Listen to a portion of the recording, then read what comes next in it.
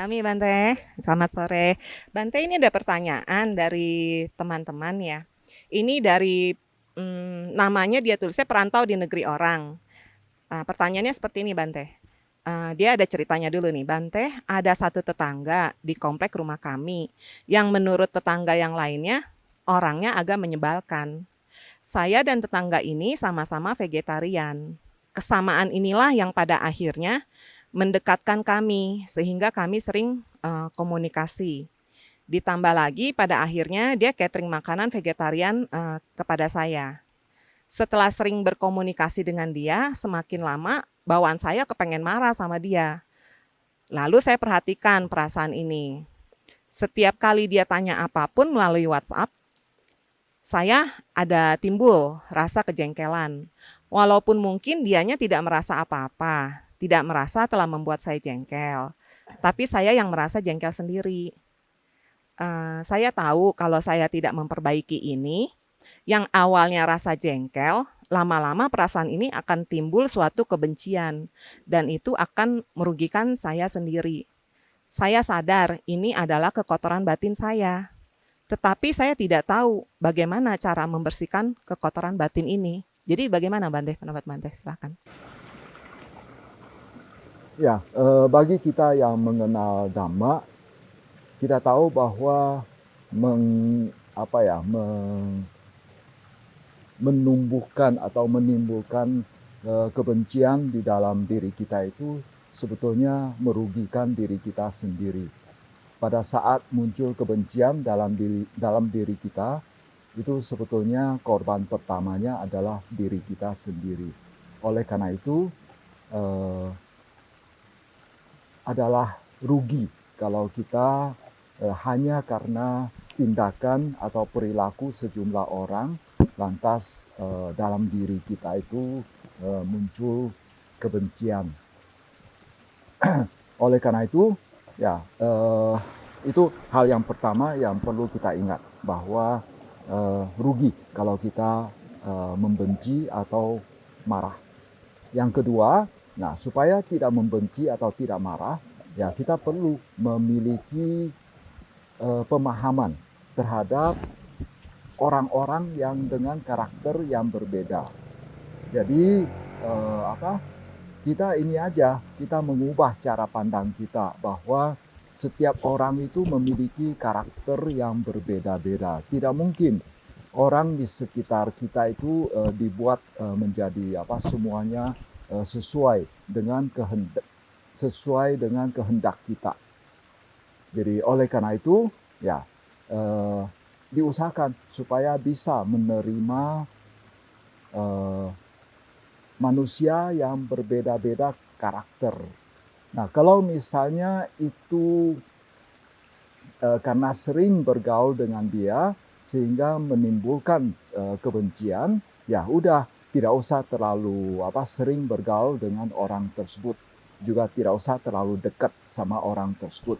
Kalau misalnya kita merasa api itu menyengat, ya api itu menimbulkan kepanasan bagi diri kita, ya jangan dekat-dekat sama api itu. Saya pikir itu adalah solusinya. Bante, bagaimana kalau seandainya beliaunya ini memutuskan mau belajar, Bante? Maksudnya ini mau belajar menghadapi, mungkin kan karena sekarang juga udah ada jalinan kerjasama. Jadi kan tadi diceritakan ada hubungan sama-sama vegetarian, terus akhirnya kan ikutan catering gitu. Nah, bagaimana caranya supaya tetap bersahabat, tetap menjalin hubungan, tapi kotoran batinnya ini nih tidak bertambah besar atau kalau bisa tuh malah hilang gitu, Bante. Ya, Ada ya caranya kita gimana? tetap sama-sama mengajak sama-sama belajar Dhamma, mengajak dia kalau misalnya ada kegiatan apa, ikut kegiatan bersama, misalnya di wihara atau di organisasi. Tetapi ya tidak perlu terlalu dekat, ya. Hanya waktu mengajak dia saja baru melakukan kontak dengan dia, ya, atau pada saat bersama-sama melakukan kegiatan di wihara baru bersama-sama bertemu begitu, ya. Jadi tetap bisa, walaupun kita mencoba juga untuk mengajak dia bersama-sama aktif dalam kegiatan kebaikan atau aktif untuk ikut kegiatan di wihara, mendengarkan dhamma. Ya. Ya. Ya. Bante, kalau ini kan kebetulan kita lagi retret meditasi ya Bante. Kalau seandainya kita cari solusinya melalui pembelajaran melihat ke dalam diri sendiri seperti meditasi. Kalau kejadian seperti ini kan tadi ibunya tuh bilang dia tahu nih Bante, perasaannya ini nih, dia tahu timbulnya rasa marah ini. Terus dia tahu kalau rasa ini nih nggak baik gitu, kalau dia pertahanin, dia mau hilangin gitu. Kalau seandainya ini malah justru dijadikan objek sebagai objek meditasi, itu bagaimana Bante? Bisa nggak Bante? Melalui perasaan ini bagaimana yang dia timbul? Biasanya bagi seorang pemula dalam meditasi itu agak sulit untuk dilakukan. Jadi malah mungkin biasanya itu bisa terbawa emosi. Jadi biasanya itu bagi seorang pemula ya dalam latihan pengembangan batin biasanya justru mengalihkan perhatian dari objek yang menimbulkan kebencian. Itu untuk tahap awal. Tapi kalau misalnya nanti dia sudah cukup maju dalam pengembangan batin, maka dengan cara menyadari kebencian yang muncul, ya, bukan berusaha untuk menghilangkan, tapi menyadari, ya, menyadari. Mudah-mudahan nanti secara perlahan-lahan kebencian seperti ini baru bisa mulai memudar, gitu ya, mulai memudar. Ya. Kalau seandainya kita alihkannya nih Bante dengan objek seperti meta gitu, pas timbul gitu kan rasa nggak sukanya, bisa nggak Bante? Misalnya kita pakai dengan ujaran seperti semoga dia bahagia, seperti itu bisa? Atau mungkin malah lebih sulit karena kan lagi timbul marah gitu ya, lagi timbul kesel gitu. Seringkali di dalam masyarakat orang mengatakan memancarkan meta. Sebetulnya kalau kita betul-betul memancarkan meta pada saat muncul kebencian, kalau kita baru latihan itu sangat sulit. Tapi kalau misalnya kita mengatakan memancarkan meta dengan cara mengucapkan semoga dia bahagia, semoga dia bahagia, semoga semua makhluk hidup berbahagia, itu masih bisa, masih memungkinkan. Sebetulnya itu bukan memancarkan meta. Jadi kita cuma mengalihkan perhatian kita ke pengucapan itu. Jadi ini sebetulnya sejenis pengalihan perhatian. Oh iya, betul Bante. Oke. Baik Bante, pertanyaan berikutnya yang kedua ini dari Lo Inmoy. Pertanyaannya seperti ini Bante. Saya sudah lebih dari 4 kali retret meditasi. Ada yang 6 hari, 10 hari, dan lain-lain. Manfaat saya sudah tahu. Yang ingin saya tanyakan adalah bagaimana cara agar bisa disiplin meditasi.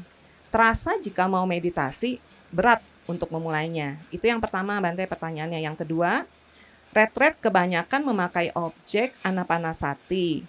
Sedangkan dalam keseharian saya memakai objeknya UPK.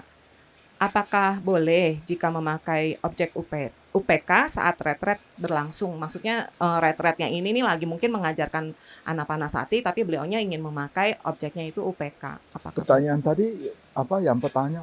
Yang pertamanya itu bagaimana cara agar bisa disiplin meditasi? Oh, Bante? Disiplin.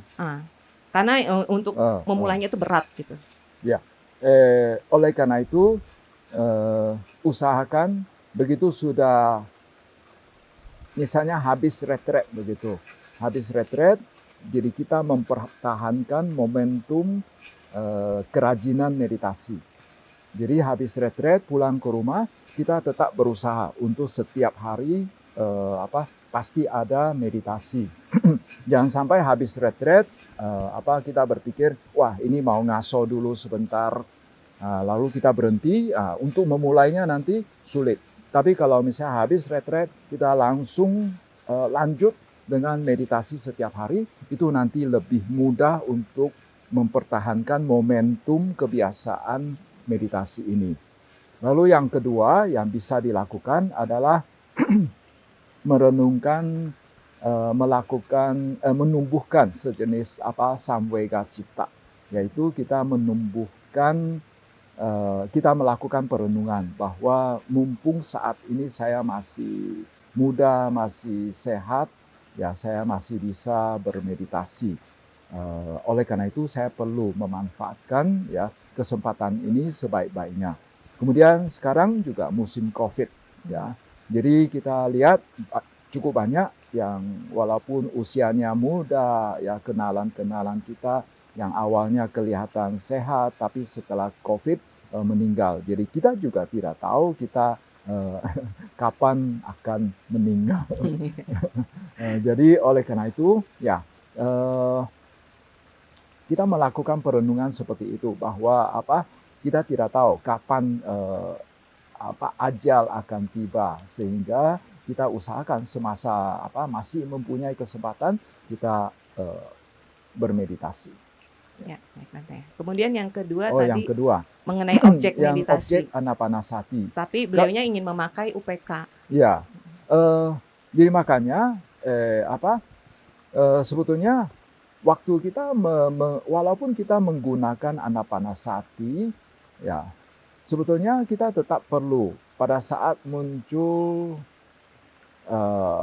lamunan, pada saat anapanasati kita sadari lamunan-lamunan itu. Nah, sehingga nanti dalam aktivitas sehari-hari kita juga bisa menyadari lamunan-lamunan yang muncul, kita menyadari berbagai reaksi-reaksi yang muncul dalam batin. Memang idealnya sebetulnya retreat itu jangan hanya anapanasati saja. Kalau saya lebih suka ya retreat itu kita melakukan latihan satipatthana. Jadi kita menyadari jasmani kita, kemudian kita menyadari perasaan kita, kita menyadari apa yang terjadi di dalam batin kita, sehingga nanti begitu keluar dari retreat kita sudah memiliki sejumlah bekal. Ya, bekalnya tentu saja ini bergantung latihan kita, tetapi paling tidak itu kita sudah memiliki sejumlah dasar. Ya, oleh karena itu, ya idealnya dalam retreat itu kita juga kita melatih satipatthana. Ya, jadi bukan hanya fokus pada anapanasati saja. Karena kalau hanya anapanasati nanti kita keluar dari retreat, ya kita tidak punya bekal apa-apa untuk menghadapi berbagai gejolak dalam hidup ini. Ya, itu saja. Yang menarik Bante mengenai objek yang tadi Bante sudah jelaskan. Mungkin teman-teman di rumah juga jadi kepingin tahu bedanya gimana sih Bante anapanasati dan dengan objek yang seperti Bante biasa ajarkan dengan penyadaran itu. Jadi bagaimana Bante mengajarkannya? Biasanya kalau anapanasati, kalau misalnya meditasinya itu hanya anapanasati tok, berarti ya setiap saat ya entah dia melakukan meditasi duduk, meditasi jalan, itu hanya fokus ke anapanasati. Ke pernafasan begitu. Ya, hanya ke mengetahui keluar masuknya napas. Hanya itu saja. Berarti dia hanya mengembangkan satu aspek, yaitu konsentrasi. Kita tidak mengatakan bahwa itu jelek. Ya, itu bagus. Itu bagus. Cuma yang biasanya saya anjurkan, saya sarankan untuk dikembangkan juga adalah sama seperti yang di dalam Satipatthana Sutta. Bahwa kita menyadari ya fisik kita pada saat melakukan aktivitas, misalnya selain ya menyadari napas ya waktu meditasi duduk, waktu kita jalan kita juga menyadari kita sedang jalan ya, menyadari adanya sentuhan di telapak kaki, menyadari gerakan kaki, lalu waktu makan kita sadar kita sedang makan, gerakan-gerakan tangan, gerakan-gerakan geraham dan lain sebagainya. Pada saat buka pintu kita sadar, ya waktu kita sedang mandi kita sadar, waktu minum kita sadar. Nah, jadi kalau kita bisa berlatih seperti itu di dalam retreat, Maka saya pikir nanti setelah keluar dari retret ini, kita sudah memiliki sejumlah dasar atau bekal untuk menghadapi hidup ini. Ya, sekali lagi itu juga bergantung pada latihan kita. Seberapa besar dasar bekal yang kita miliki.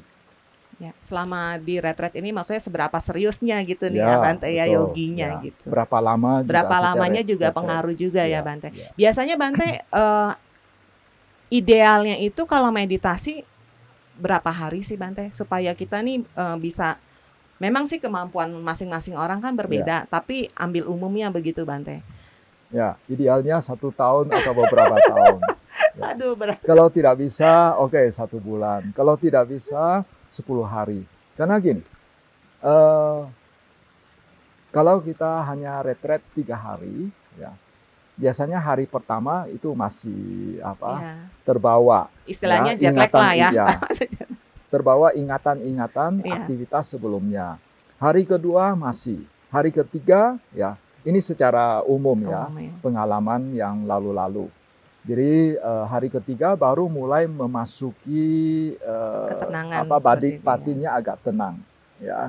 Tapi hari ketiga biasanya badan juga masih ada sakit-sakitnya. Karena hari kedua biasanya badannya sakit-sakit, hari ketiga ya badannya masih ada sedikit pegel-pegel. Jadi belum bisa full juga ya. Nah, hari keempat ya lumayan. Ini kalau kita 10 hari ya. Nah, biasanya kalau hari ke-8 itu kan sudah menjelang selesai retret. Nah, hari ke-8 biasanya itu juga hatinya itu sudah mulai gelisah, sudah mau keluar dari retret. Jadi boleh dibilang ya 8, 9, 10 itu juga sudah mulai gelisah. Jadi hari 1, 2 itu gelisah. Nah, boleh dibilang ya hari efektifnya itu 3, 4, 5, 6, 7. Jadi hanya 5 hari sebetulnya yang hari efektif meditasinya.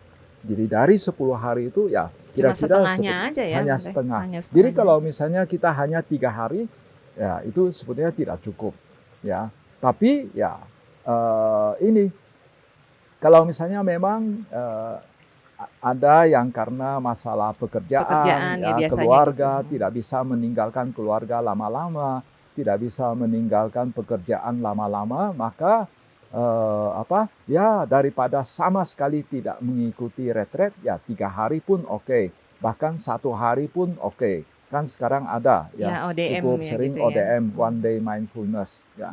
Meditasi hanya dari pagi sampai sore atau sampai malam ya.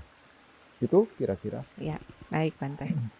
Baik Bante, makin seru nih Bante kayaknya. Ini pertanyaan ketiga dari Sismaya. Pertanyaannya seperti ini Bante. Bante, seberapa besarkah perbedaan orang baik dan orang bodoh? Kadang saking kita terlalu baik, malahan jadi dimanfaatkan seperti orang bodoh. Apakah kita harus diam dan terima saja? Nah ini seru nih Bante. Gimana Bante jawabannya? Makasih. Sepertinya dalam hal ini ada suatu judgement ya, ada suatu penilaian orang baik, orang bodoh. Kita menilai diri kita itu orang baik, lalu ada pihak yang lain yang jahat yang memanfaatkan kita sehingga kita mengatakan diri kita itu bodoh. Ya, ya dalam hal ini mungkin. Jadi apabila kita merasa suatu perbuatan itu memang baik adanya, walaupun kita tahu itu dimanfaatkan oleh orang lain, tapi kita merasa itu suatu kebaikan, ya udah kita jalani saja. Ya, dalam hal pemanfaatan ini memang itu agak relatif ya, agak relatif. Jadi misalnya gini, kita memberi makan kepada orang miskin. Ya, di satu pihak mungkin kita bisa mengatakan, oh ini saya berbuat baik. Tapi di pihak yang lain kalau kita memandangnya secara negatif, kita akan berpikir, nah orang ini kok nggak mau bekerja, kok mau menerima ini dana saya saja begitu. Jadi kita merasa seolah-olah itu tidak rela. Ya, nah perasaan tidak rela seperti ini atau pemikiran tidak rela seperti ini itu membuat kita membuat perbuatan baik kita untuk berdana itu menjadi ada sedikit cacat. Jadi oleh karena itu ketika kita sudah memutuskan untuk melakukan suatu perbuatan baik, udah biarin aja. Ya, dia entah itu dia memanfaatkan kita atau apa begitu, udah kita lakukan dengan tulus. Jadi terima resiko dianggap orang bodoh gitu ya Ya, Bante, kalau ya, udah begitu nggak apa-apa. udah jalan. Jadi tidak usah Nggak usah memikirkan mikir hal itu. itu Karena ya kita Bante. menganggap bahwa kita seperti orang bodoh begitu, ya kita ini sebetulnya menyengsarakan diri kita sendiri. Kita sudah lakukan hal itu, lalu kita racuni Ya. pikiran kita dengan, saya ini kok orang bodoh ya. Itu buat apa? Kan kita sudah terlanjur melakukan perbuatan itu, ya. Jadi ngapain? Ya, jadi tidak perlu. Dan itu menimbulkan buah yang mungkin agak berbeda ya Bante. Kalau Ya. kita tidak berpikir begitu, kita lebih lepas begitu ya Bante. Itu lebih beda ya Bante. Ya. Ya. Oke. Terus ini yang tadi terakhir berarti udah dijawab tadi. Apakah kita harus diam dan terima saja? Ya tadi seperti yang tadi Bante sarankan, kalau memang sudah memutuskan untuk berbuat kebajikan itu, ya udah. Ya udah nggak apa-apa, nggak usah dipikirin gitu ya Bante. Mau diomong apa? Baik ya Bante. Berikutnya ini pertanyaan mengenai meditasi Bante. Pertanyaan pertamanya, Bante, apakah boleh belajar meditasi sendiri tanpa bimbingan dari guru spiritual? Yang kedua pertanyaannya, apakah ada bahayanya? Idealnya memang ada guru pembimbing, yaitu menyadari keluar masuknya napas. Ya, jadi kita boleh mulai dulu latihan itu, ya, entah itu kita lihat cara meditasinya itu di internet atau di YouTube, sekarang banyak, ya. Nah, jadi kita coba latihan itu dulu sambil mencari guru pembimbing yang sesuai. Saya yakin pasti ada, ya, pasti ada. Ya, cuma mungkin biasanya memang kita terlalu milih-milih, ya. Bisa saja kalau sudah ketemu satu yang lumayan begitu, ya udah belajar untuk sementara dulu. Lalu nanti kalau ketemu guru yang lebih bagus lagi, baru kita pindah ke guru tersebut. Ya. Kemudian, ada bahayanya nggak Bante kalau belajar sendiri? Sejauh kita tidak satu hal bahwa di samping fokus ke objek, kita juga perlu menyadari pikiran-pikiran atau lamunan yang muncul, ya, yang kadang bisa terjadi kesalahan itu adalah bahwa dia sebetulnya sedang melamun, bahkan halusinasi, dia merasa dirinya itu sedang fokus, padahal dia sedang terjerumus dalam halusinasi, terhanyut gitu ya Bante? Ya, terhanyut dalam lamunan dia sendiri, khayalan dia sendiri. Jadi oleh karena itu ya itu yang mungkin perlu diperhatikan. Kemudian secara umum perlu diperhatikan juga fenomena apapun yang dilihat, sensasi apapun yang dirasakan saat meditasi itu tidak perlu dihiraukan, selalu kembali ke napas. Ya. Jadi kuncinya itu ya. Kita pegang. Kalau pegangannya seperti itu, saya pikir tidak akan tersesat. Ya, itu cukup aman. Ya. Nah, Bante, kalau kejadiannya seandainya nih ternyata dia terbawa, terhanyut gitu Bante di bawah alam sadarnya itu gitu. Istilahnya mungkin udah melenceng lah gitu ya Bante. Itu gimana tuh Bante? Apa bisa dibetulin atau gimana Bante? Agak ngeri juga ya. Harus dibetulin, harus ada orang yang menyadarkan dia harus berhenti meditasi dulu. Untuk sementara jangan dulu meditasi. Tapi itu masih ada kemungkinan bisa untuk diperbaiki begitu Bante? Iya, kalau nggak terlalu parah mungkin. Tidak terlalu lama ditangani. Kalau segera ditangani itu oke. Ya. Ya, makasih Bante. Ya, baik Bante, ini pertanyaan berikutnya. Namo Buddhaya Bante. Bante, apa manfaat Noble Silence dalam retret meditasi? Ya, noble silence di sini maksudnya adalah bahwa kalau bahasa Palinya itu adalah Arya Tunhi. Arya Tunhi. Nah, itu beda sama sekali membisu. Maksudnya itu sama sekali tidak berbicara. Jadi yang dimasukkan dengan noble silence itu adalah bahwa kalau ada kebutuhan yang memang penting, ya kita berbicara, ya bukan sama sekali tidak berbicara. Ya, jadi kalau ada kebutuhan yang penting, ya misalnya ada kita sakit, ya kita bicara ke panitia. Ya. Cuma ya jangan sampai ngobrol, hanya menghabiskan waktu dengan ngobrol begitu dengan teman-teman. Jadi itu yang dimasukkan dengan Arya Tunhi atau noble silence. Jadi kalau ada yang penting baru bicara. Kalau tidak ada yang penting, ya tidak ngobrol, ya itu tidak berbicara.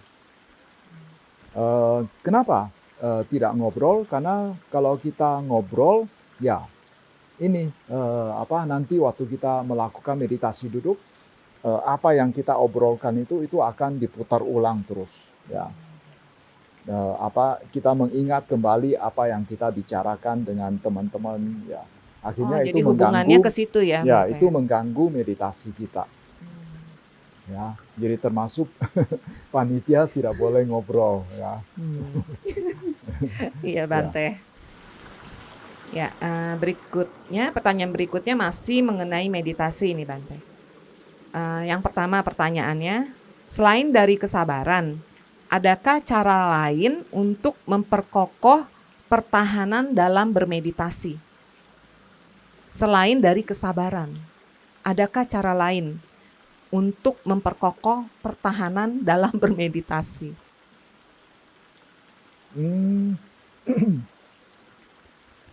Ya, tentu saja itu latihan yang jam yang terbang rutin. lagi ya. Ya, jam terbang. Ya, latihan yang rutin itu bisa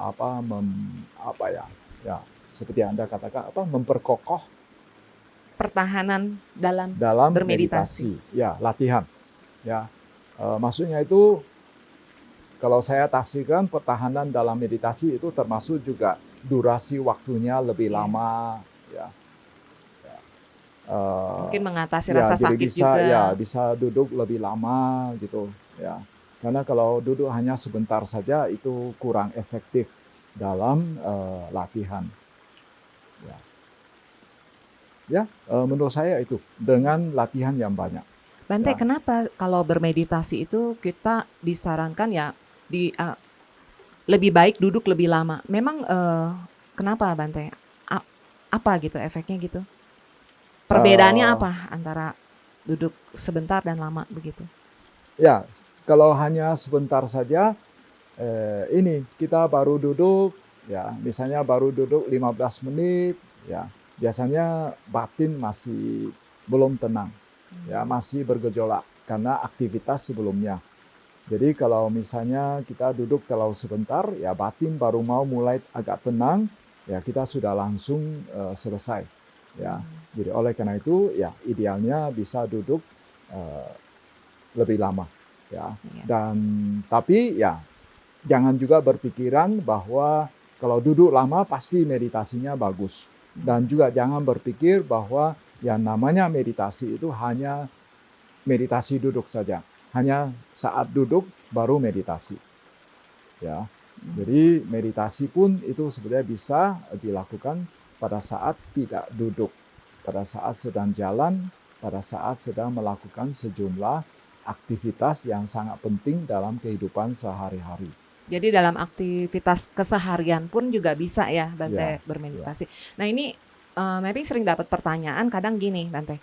Kalau seandainya bermeditasi dalam aktivitas keseharian, bagaimana dengan aktivitas pada saat menyetir kendaraan? Itu kan maksudnya kalau kita fokus saja gitu kan bermeditasi, itu juga kan bisa menimbulkan bahaya juga ya, Bante ya. Jadi bagaimana, Bante, tipsnya? Ya, jadi makanya sebetulnya dalam aktivitas sehari-hari itu kita di samping menyadari apa yang kita lakukan, ya misalnya nyetir, kita menyadari apa yang kita lakukan, misalnya pegang setir gitu, pegang gagang setir. Tapi di samping itu juga perhatian kita juga ditujukan ke sekeliling kita. Jadi memang sesekali kita ke diri kita sendiri, sesekali perlu juga keluar. Itu biasanya kalau kita melakukan sejumlah aktivitas sehari-hari, ya itu memang justru dunia nyata itu begitu, bahwa Jadi kita memang agak beda ya, Bante, ya dengan yang ya latihan di dalam tempat retret betul gitu ya, Bante. ya ya Takutnya nanti orang berpikir meditasi lagi nyetir gitu, cuma fokus satu pegang ya setir gitu kan, nanti ya pas atau belok lurus. bernapas begitu, ya tidaklah, itu berbahaya, Berbahaya ya malah, itu Bante. berbahaya. Jadi kita perlu juga menyadari Aware juga sama sekeliling. sekitar Jadi gitu ya. awareness-nya itu kita bukan hanya pada diri sendiri, tapi juga ke sekeliling Ke kita. lingkungannya ya. Awareness-nya itu ibaratnya itu sorotan kameranya itu bukan Lebih hanya luas ke diri ya, Bante. sendiri, tapi lebih luas, ya ke diri sendiri juga ke lingkungan. Ya, baik, Bante. Nah, ini yang kedua pertanyaannya, apa yang dimaksud dengan perenungan jasmani di dalam jasmani, perasaan di dalam perasaan, pikiran di dalam pikiran, fenomena di dalam fenomena? Mungkin itu masalah terjemahan saja. Ya, istilah bahasa Palinya itu kaya nupasana. Maksudnya itu anupasana itu artinya mengamati. Ya, kadang-kadang di masyarakat diterjemahkan merenungkan. Kalau menurut saya lebih suka pakai mengamati. Jadi mengamati jasmani pada jasmani. Apa Jadi hanya maksudnya? mengamati ya, Bante ya. Jadi jangan sampai kita mengamati, kita mencoba, maksud itu melihat, ya, anupasana, melihat. Jadi kalau misalnya saya melihat ini, ya, tapi pada hal yang lain, maksudnya itu saya menatap yang lain, tapi saya melihat ini, artinya saya membayangkan ini. Berarti saya mengamati sesuatu yang tidak real.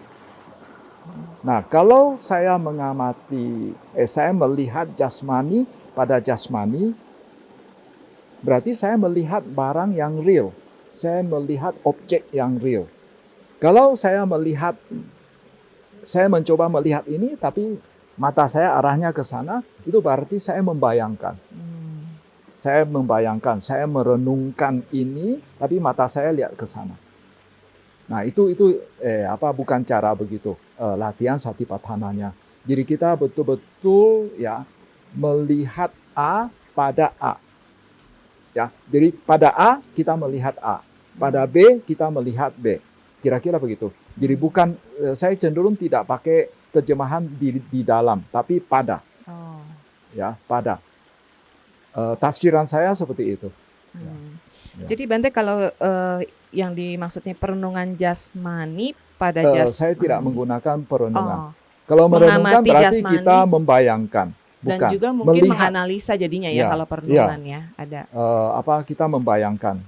Perenungan seolah-olah kita membayangkan. Kalau mengamati kita melihat yang betul-betul lihat. Gitu. Ya. Maksudnya tentu saja bukan pakai mata ya. Maksud itu menyadari. Ya. Kalau mengamati jasmani pada jasmani, mungkin ini lebih mudahnya kalau pada saat kita meditasi ada terasa sakit mungkin ya, Bante ya. Bisa begitu tidak, Bante? Misalnya contoh kita amati yang paling mudah bagaimana, Bante? Jalan misalnya ya. Atau ya pada saat kita jalan ya, kita mengamati kita menyadari gerakan kaki ya, dengan ya itu pada gerakan kaki itu. Seperti itu. Ya. Atau apa ya? Contohnya misalnya kita mengamati, ini wedana sebetulnya ya. Pada saat sakit secara fisik sini, sakit di lutut, ya kita melihat sakitnya itu di lutut. Ya, bukan melihat di tempat lain. Ya, tapi kalau kita mau mengamati sakit secara fisik. Ya, seperti itu Tapi yang kita kalau lakukan ya. menderita secara batin, ya kita amati di batin. Ya, Oh, jadi ada dua bukan ya Bante mengamati. ya? Iya, ya. Karena kita tahu yang namanya dukkha itu ada dua macam. Dukkha secara fisik dan dukkha secara batin. Batin. Dukkha secara batin biasanya disebut domanassa. Hmm. Ya, pada dasarnya demikian. Jadi terutama gini, maksudnya itu jangan sampai saya mencoba untuk melihat fisik, tapi saya sebetulnya saya mau melihat fisik, tapi saya arah penglihatan saya itu ke perasaan. Oh. Ya, kira-kira begitu maksudnya. Ya, jadi prinsipnya itu adalah kita mengamati yang real. Yang realnya. Ya, yang real, bukan sesuatu yang dibayangkan atau yang direnungkan. Ya, melihat. Ya. Ya. Bante, kalau untuk pemula, Bante, kalau kita mengamati rasa sakit kan biasanya lebih mudah ya, Bante, walaupun pemula.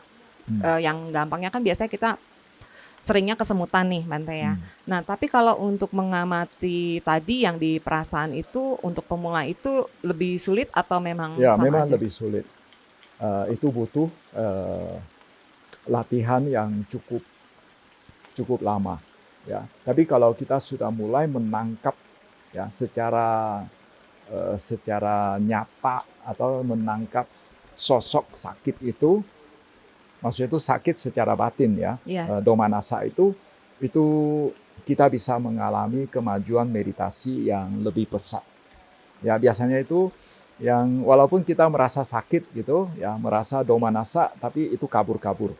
Kita sulit untuk menangkap secara jelas sosoknya. Tapi ketika kita sudah mampu menangkap sosoknya secara jelas, itu kita sudah dapat ininya jalur masuknya.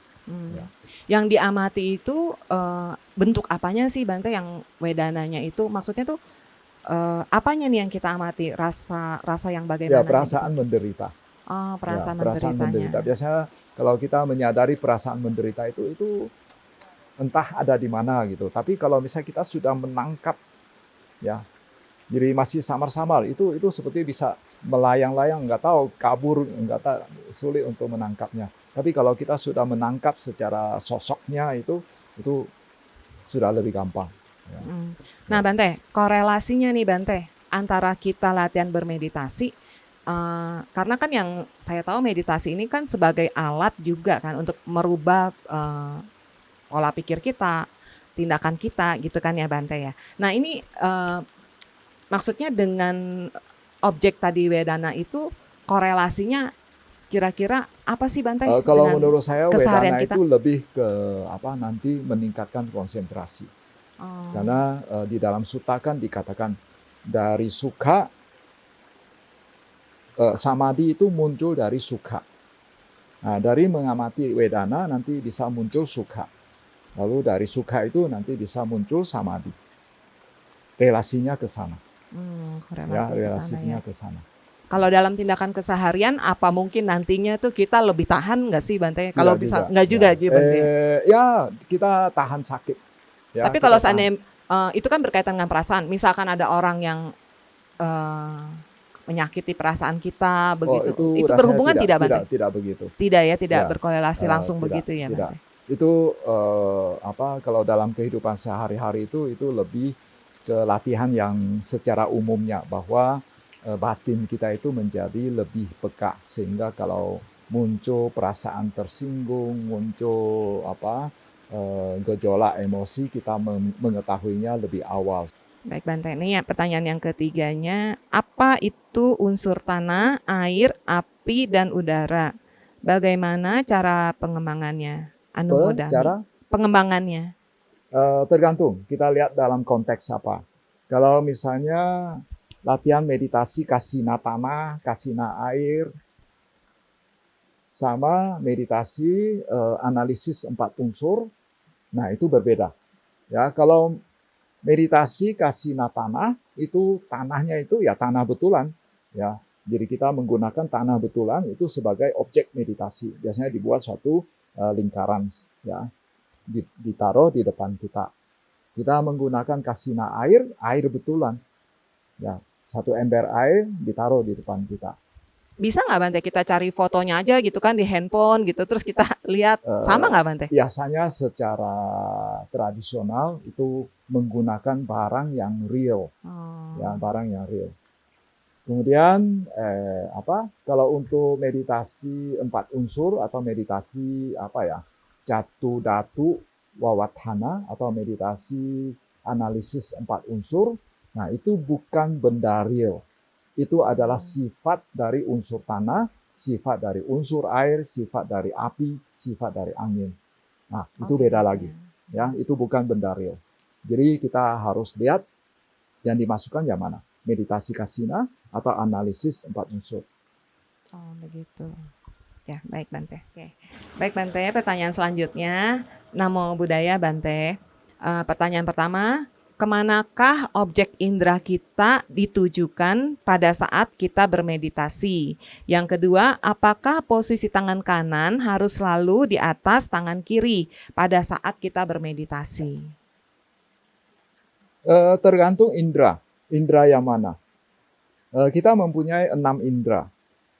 Ya, 6 indera, indera penglihatan, indera pendengaran, indera penciuman, indera pengecapan, indera sentuhan, sama indera batin.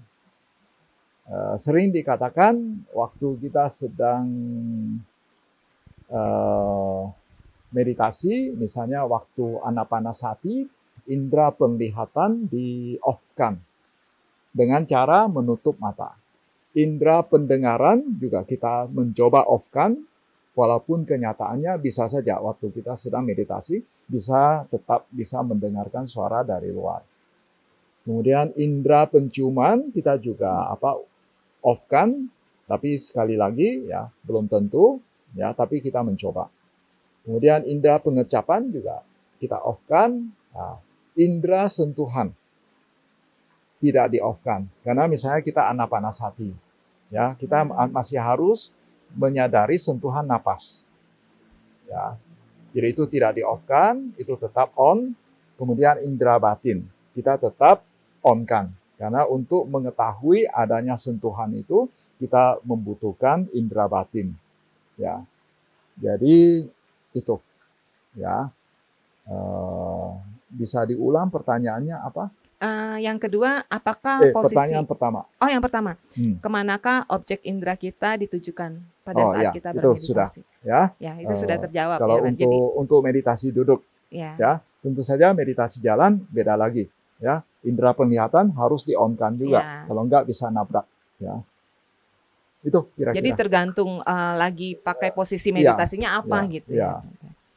Yang keduanya Bante, tadi apakah posisi tangan kanan harus selalu berada di atas tangan kiri pada saat kita bermeditasi? Untuk meditasi ala Theravada itu tidak masalah. Tangan di atas, kanan kiri di atas, kanan di atas itu tidak masalah. Tapi sepertinya untuk meditasi di aliran yang lain, misalnya di Mahayana atau Tantrayana, itu memang perlu diperhatikan. Tapi kalau di Theravada biasanya tidak, ya tidak masalah. Kiri atau kanan di atas itu tidak masalah. Ini juga sering juga nih pertanyaan ini Bante sering timbul juga. Mungkin yang bikin bingung umat kadang-kadang ada nggak sih pengaruhnya gitu kali Bante. Posisi tangan itu tuh ada nggak sih pengaruhnya untuk pencapaian kita gitu? Apa menambah konsentrasi? Lagi, di Theravada tidak. Kalau di Theravada tidak ada pengaruhnya ya Bante ya. Karena kadang-kadang kan suka ada yang bilang jempol itu harus bersentuhan gitu. Ya, tidak juga. Tidak juga ya, di Theravada tidak. Tidak jadi posisi bebas gitu ya Bante. Oke, baik. Terima kasih. Baik Bante, pertanyaan berikutnya ini dari Pak Philips ya. Yang pertama, apakah ciri-ciri jana bagi pemula? Ciri-cirinya itu seperti apa gitu Bante? Kalau di dalam Visuddhimagga ya diceritakan bahwa ketika seseorang sudah mencapai jana berarti 5 faktor jana muncul, lalu 5 niwarana, 5 rintangan batin itu hilang. Ya. 5 faktor jana itu adalah Vitaka, Wicara, Piti, Sukha, dan Ekagata. Jadi ketika 5 faktor jana ini muncul dan cukup kuat, ya, karena waktu upacara samadhi, waktu menjelang masuk jana, ya, menjelang mencapai jana, itu faktor jana memang sudah 5 faktor jana sudah muncul, tapi itu belum kuat dan belum stabil juga. Nah, ketika 5 faktor jana sudah cukup kuat dan stabil, dan ya itu berarti dia sudah mencapai jana 1, ya. Dan juga ke-5 rintangan batin atau 5 niwarana, yaitu kamacanda, kemudian ilwil diapada, kemudian tinamida, wicikica, sama udaca kukuca, itu sudah hilang, ya, berarti itu sudah mencapai jana. Itu secara umum diketahui seperti itu, yang ada dijelaskan di dalam Wisuddhi Magga. Jadi Bante, maksudnya kalau orang yang sudah mencapai jana ini, berarti dia tuh udah nggak malas, udah nggak ada kemalasan lagi nih, Bante? Tidak malas lagi gitu. Maksudnya udah tidak ada kelambanan lagi seperti begitu, Bante? Tinamida itu sebetulnya bukan malas. Kalau menurut saya itu tinamida itu kelambanan batin. Kelambanan batin. Ya, kelambanan batin. Itu seperti, jadi tinamida itu ada tina sama mida. Ya.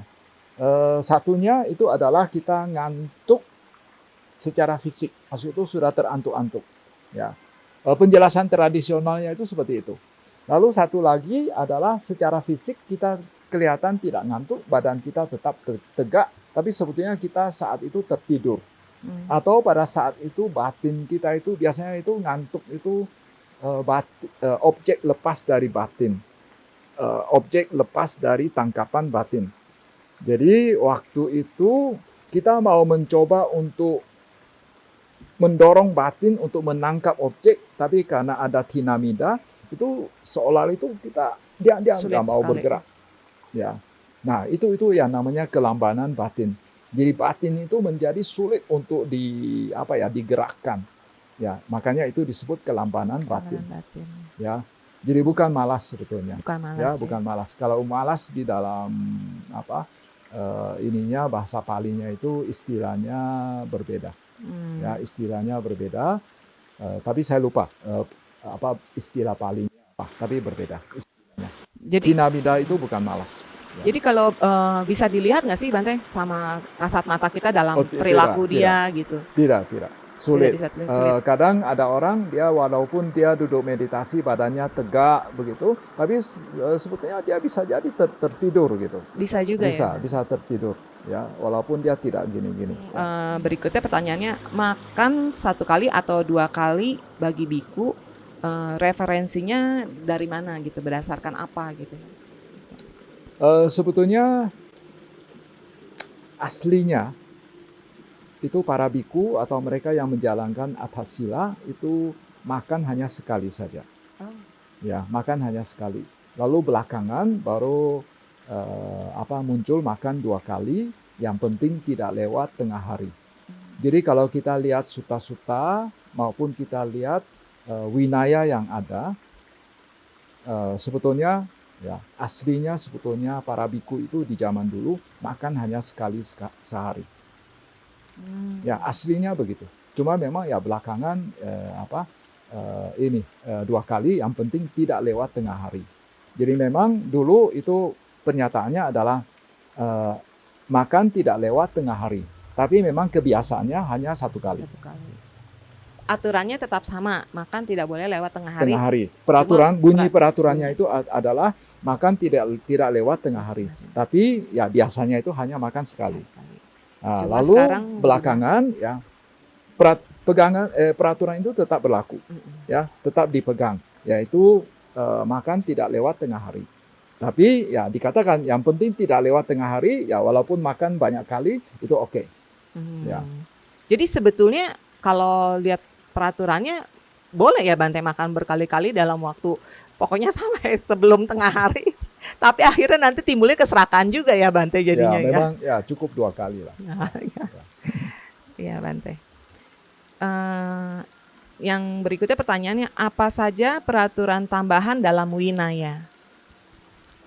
Banyak tidak Bante? Peraturan tambahan dalam winaya. Peraturan tambahan. Mengenai apa Karena Bante? kalau kita lihat sejarah perumusan winaya, ya awalnya hanya satu, lalu Sang Buddha tambah lagi menjadi dua, lalu setelah itu tambah menjadi tiga, seterusnya sampai 227. Itu untuk yang di Patimokkha. Sebetulnya masih ada peraturan yang lain yang disebut sebagai apa ya? Peraturan yang dikumpulkan di dalam Khandaka, ya, dalam dua kitab yang disebut Khandaka. Itu sebenarnya juga peraturan yang dirumuskan oleh Sang Buddha tapi tidak masuk dalam 227 peraturan Patimokkha. Misalnya, kepala biku harus gundul, ya. Biku pakaiannya adalah jubah kain yang lepas begitu. Nah, itu tidak ada dalam 227 aturan Patimokkha, tapi ada di dalam Khandaka. Nah, jadi sampai Sang Buddha wafat, ya, kalau menurut cerita yang ada di dalam buku Winaya, ya harusnya sudah tidak ada lagi peraturan tambahan. Mungkin yang dimasukkan itu adalah peraturan yang kecil-kecil gitu, karena waktu Sang Buddha menjelang meninggal itu ada menyebutkan bahwa peraturan yang kecil-kecil itu, yang tetek bengek, itu boleh saja di kemudian hari kalau dirasakan perlu itu boleh dibuang. Maksud itu boleh tidak perlu diikuti peraturan itu. Ya. Tidak begitu Tapi krusial masalahnya gitu ya. waktu itu Bante Ananda lupa menanyakan yang dimasukkan dengan peraturan tetek bengek itu apa? Peraturan yang mana? Lupa terinci gitu ya. ya. Yang tidak rinci. terinci. Maksudnya yang mana? Karena di dalam buku Winaya, dalam peraturan Patimokkha, ya, memang ada disebut peraturan pelanggaran berat dan pelanggaran ringan. Apakah yang pelanggaran ringan itu yang dimasukkan dengan peraturan tetek bengek? Tidak pasti. Ya, jadi sikap dari kaum Theravada adalah daripada nanti ribut, udah kita tetap mempertahankan apa yang ada saja. Ya. Oh, jadi semuanya termasuk yang istilahnya tetek bengek pun itu jadi dipertahankan ya, tetap juga. dipertahankan. Nah, ya. Bante, kalau berkaitan dengan tadi yang di luar dari winaya yang ada di Patimokkha mengenai tadi biku harus botak terus sama jubah. Kalau seandainya ada pelanggaran begitu Bante, itu ada sanksinya atau tidak? Atau bagaimana? Itu biasanya itu pelanggaran tidak terlalu berat. Karena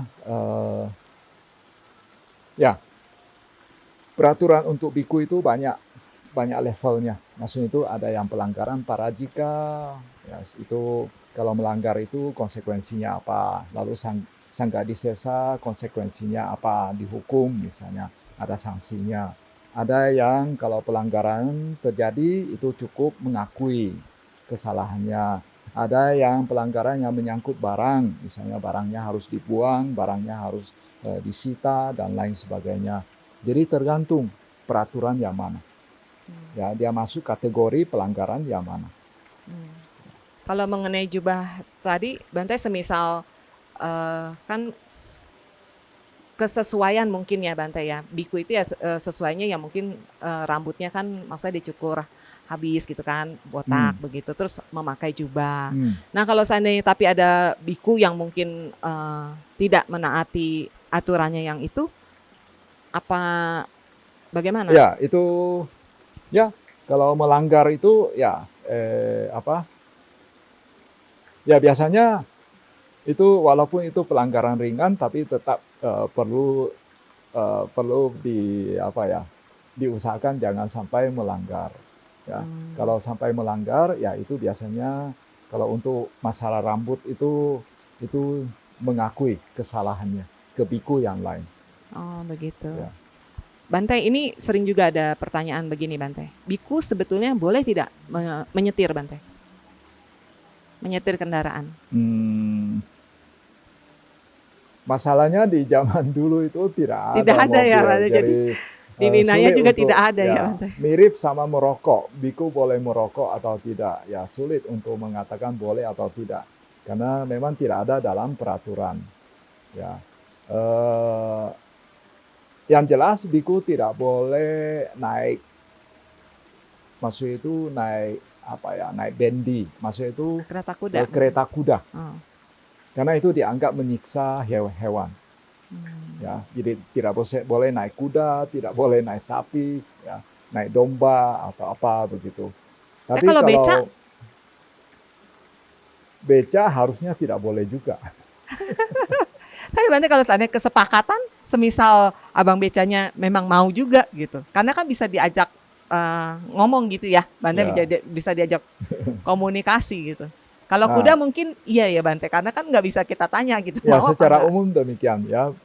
Hewan saja itu tidak boleh ya, apalagi yang namanya becak mungkin lebih Manusia tidak gitu ya boleh lebih lagi. ya. Tapi persisnya saya kurang jelas juga. Ya, tapi kalau yang mobil biasanya itu gini, kenapa kadang-kadang ada sejumlah biku senior melarang biku juniornya itu menyetir mobil karena khawatirnya itu kalau misalnya nanti bikunya itu menabrak orang, Oh iya ya betul Bante. bisa apa timbul Jadi bisa mencegahnya ke dituntut sana secara ya Bante. hukum, Iya. ya kan tidak lucu Iya nanti betul. bikunya itu masuk penjara gitu, Iya. ya. Jadi oleh karena itu ya sebisa mungkin ya sebisa mungkin untuk dihindari, ya, Hmm. untuk Nah kalau dihindari. mengenai yang merokok Bante, Itu juga tergantung wiharanya. Ada wihara yang melarang merokok, ada wihara yang tidak. Ya. tapi itu sebetulnya harusnya seorang biku maksudnya bisa menjadikan itu sebagai bahan latihan tidak Bante? Maksudnya agak kurang enak ya. Ya, idealnya sih tidak. Ya, idealnya sih tidak. Tapi ya, ini tidak. Tergantung balik Itu lagi ke mirip masing-masing. merokok sama makan sirih gitu. Ya, Ya, agak ini, agak blur agak kali sulit ya, ya. agak Ya, sulit ya. ya. Ya, baik Bante, terima kasih. Tapi idealnya tidak.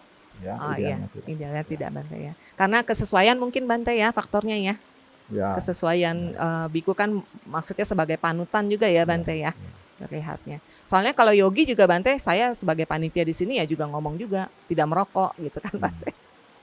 Iya, makasih Bante. Baiklah sahabat Paramita, demikianlah tadi tanya jawab kita bersama Yang Mulia Bante Titanyanyo Mahatera. Terima kasih sahabat Paramita, sampai kita bertemu lagi di acara berikutnya. Satihotu.